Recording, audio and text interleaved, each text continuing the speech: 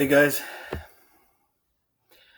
thought I'd try to get the video going up this time around because it didn't work yesterday, so I'll try now. I hope you guys are doing well.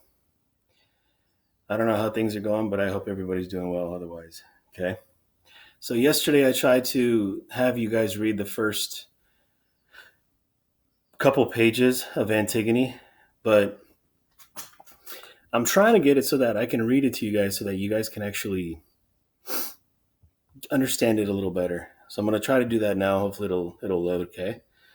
So if you notice at the beginning, um, Antigone and her sister Ismene are arguing about whether to bury their brother being Edicles.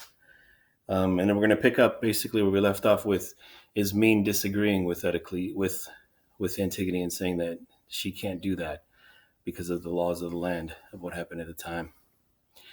So let's start with Corrigus on page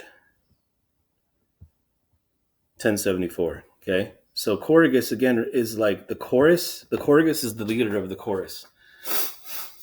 So the Corrigus is kind of like the narrator, but he's the leader of the narrators. Okay. But now at last our new king is coming, Creon of Thebes, Menelaus' son, in his auspicious dawn of his reign. What are the new complexities that shifting fate has woven for him? What is his counsel? Why has he summoned the old men to hear him? And then Creon comes in and he addresses the chorus from the top step. Gentlemen, I have the honor to inform you that our ship of state, which recent storms have threatened to destroy, has come safely to harbor at last, guided by the merciful wisdom of heaven. I've summoned you here this morning because I know that I can depend upon you. Your devotion to King Laius was absolute, and you never hesitated in your duty to our late ruler Oedipus. And when Oedipus died, your loyalty was transferred to his children. Unfortunately, as you know, his two sons, the princes Edicles and Polyneices, have killed each other in battle, and I, as the next king and as the next in blood, have succeeded to the full power of the throne.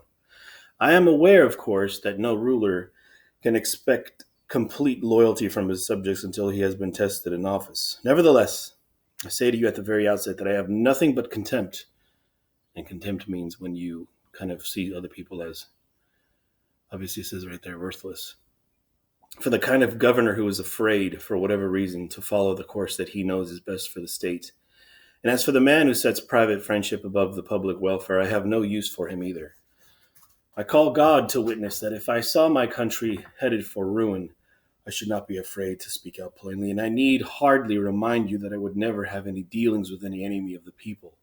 No one values friendship more highly than I, but we must remember that friends made at the risk of wrecking our ship are not real friends at all. These are my principles at any rate, and that is why I have made the following decision concerning the sons of Oedipus. Edicles, who died as a man should die, fighting for his country, is to be buried with his full military honors, with all the ceremony that is usual when the greatest heroes die. But his brother, Polyneices, who broke his exile to come back with fire and sword against his native city and the shrines of his father's gods, whose one idea was to spill the blood of his blood and sell his own people into slavery, Polyneices, I say, is to have no burial. No man is to touch him or say the least prayer for him. He shall lie on the plain unburied, and the birds and the scavenging dogs can do with him whatever they like. And then there's a picture of the guy playing him. This is my command, and you can see the wisdom behind it. And as long as I am king, no traitor is to be honored with the loyal man. But whoever shows by word and deed that he is on the side of the state, he shall have my respect while he is living and my reverence when he is dead. And then Corrigus, which is again like the leader of the narrator guys, comes in and says, if that is your will, son of Creon, son of Menelaus, you have the right to enforce it. We are yours. That is my will, Creon says. Take care that you need to do your part. Corrigus, we are old men. Let the younger ones carry it out. Creon says, I do not mean that. The sentries have been appointed. Then what is it that you would have us do? Creon says, you will give no support to whoever breaks this law. Only a crazy man is in love with death, Corrigus says. And then Creon says, then death it is. Yet money talks. and the wisest have sometimes been known to count a few coins too many. A sentry is a soldier, so a soldier enters and says, I'll not say that I'm out of breath from running, King, because every time I stop to think about what I have to tell you, I felt like going back. And all the time a voice kept saying, You fool, don't you know you're walking straight into trouble? And then another voice, Yes, but if I let somebody else get the news to Creon first, it will be even worse than that for you. But good sense won out. At least I hope it was good sense. And here I am with a story that makes no sense at all, but I'll tell it anyhow.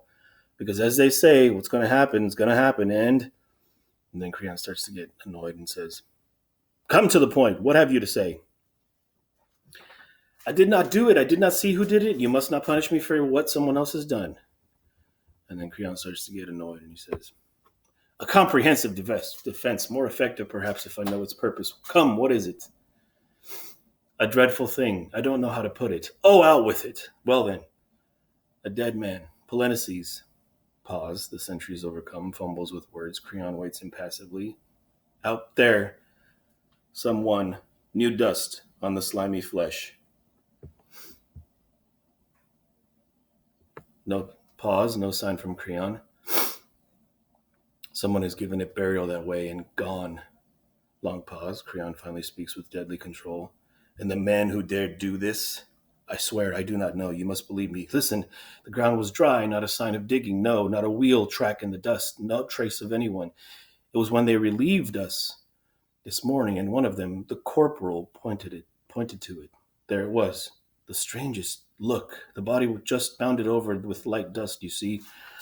Not buried really, but if they'd covered it, just enough for the ghost's peace, and no sign of dogs or any wild animal that had been there, and then what a scene there was, every man of us accusing the other. We all proved the other man did it. We all had proof that we could not have done it.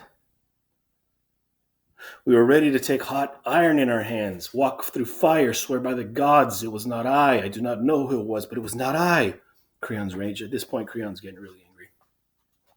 Has been mounting steadily, but the sentry is too intent upon his story to notice it.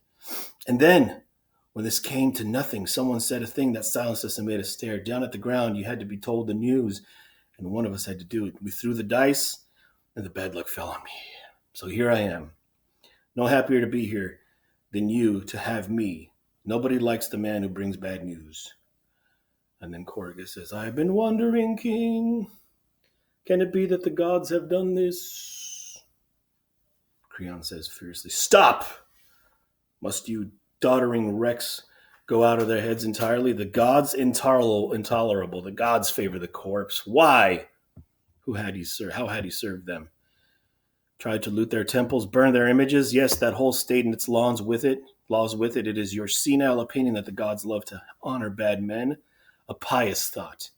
No, from the very beginning there have been those who have whispered together, stiff-necked anarchists, putting their heads together, scheming against me in alleys. These are the men, and they have bribed my own guard to do this thing. Money. There's nothing in the world so demoralizing as money. Down go your cities, homes gone, men gone, honest arts corrupted, crookedness of all kinds, for all money. But you, I swear by God that by the throne of God, the man who has done this thing shall pay for it. Find that man, bring him here to me, or your death will be the least of your problems. I'll string you up alive, and there will be certain ways to make you discover your employer before you die. And the process may teach you a lesson you seem to have missed. It depends on the source. Do you understand me? The fortune one is often misfortune. Creon at this point is trying to find out, obviously, who buried Polyneices, because Polyneices was not to be buried. He was angry with Polyneices, remember? He was angry with Polyneices because Polyneices and Eteocles fought, but Polyneices fought using an army that was an enemy. And remember, they're brothers. This was what you should have covered yesterday. I'll read a little bit more. Then the sentry says, King, may I speak? Your very voice distresses me, Creon says. Are you sure that it is my voice and not your conscience? By God, he wants to analyze me now, is what Creon says. It is not what I say, but what he has done that hurts you. You talk too much. Maybe, but I've done nothing. Sold your soul for some silver. That's all you've done. How dreadful it is when the right judge judges wrong. Creon says, your figures of speech may entertain you now, but unless you bring me the man, you will get little profit from them in the end. And then Creon leaves.